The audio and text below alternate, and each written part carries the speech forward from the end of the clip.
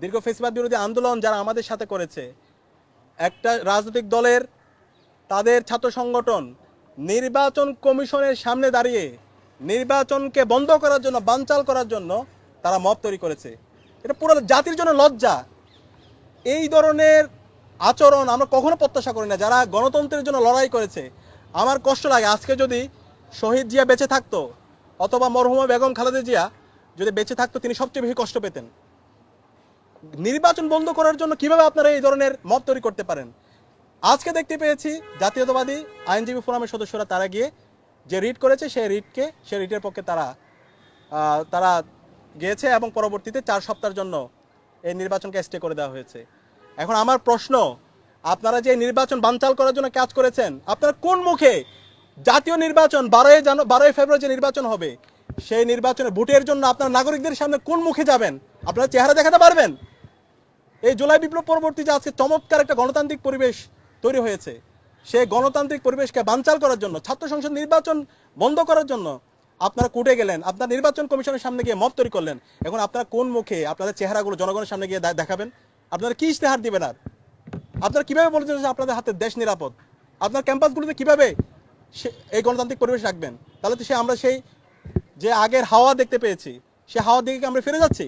আজকের অবস্থানের মাধ্যমে আপনারা শহীদদের সাথে সুস্পষ্ট প্রতারণা করেছেন।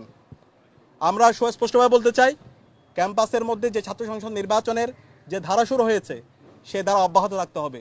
বাংলাদেশের প্রতিটি ক্যাম্পাসে শিক্ষার্থীদের নির্বাচিত প্রতিনিধিরাই প্রতিটি ক্যাম্পাসে নেতৃত্ব দিবে এবং এই নির্বাচনের মাধ্যমে আমি আবারও বলছি, এখানে কোনো রাজনৈতিক দল, ছাত্র সংগঠন বিজয়ী হচ্ছে না। এর মাধ্যমে বাংলাদেশের গণতন্ত্র বিজয়ী হচ্ছে, এর মাধ্যমে জুলাই বিজয়ী হচ্ছে, এর মাধ্যমে জুলাইয়ের শহীদদের আকাঙ্ক্ষা বিজয়ী হচ্ছে। সুতরাং কেউ যদি এই নির্বাচন বন্ধ করার জন্য সামনে থেকে পেছন থেকে গুপ্ত সুপ্ত অবস্থায় অথবা প্রকাশ্যে আপনারা মেকানিজম করেন, ছাত্র সমাজ বরদাস্ত করবে না। কে কি করতেছেন সবার আমলনামা আমাদের কাছে আছে, আমরা জাতির কাছে প্রকাশ করে দিব। তা আমরা আশা করব যে নির্ধারিত তারিখ দেওয়া হয়েছে সেই অনুযায়ী ছাত্র সংসদ নির্বাচন হবে এবং এই নির্বাচন আয়োজন করার জন্য নির্বাচন কমিশন, বিচার বিভাগ এবং অন্তর্বর্তীকালীন সরকার, আইন শৃঙ্খলা বাহিনী, একই সাথে বিশ্ববিদ্যালয় প্রশাসন সবাইকে আন্তরিক সহযোগিতা করার জন্য অনুরোধ করছি। আপনারা বিশ্ববিদ্যালয় প্রশাসন এখানে দায়িত্বটা সবচেয়ে বেশি। বিশ্ববিদ্যালয় প্রশাসন যদি আপনারা বিগত ফেসিবাদী আমল থেকে আপনারা শিক্ষা না নেন, তাহলে আপনাদের অবস্থান কি হবে সেটা আপনারাই ছাত্র জনতা ঠিক করে নেবে।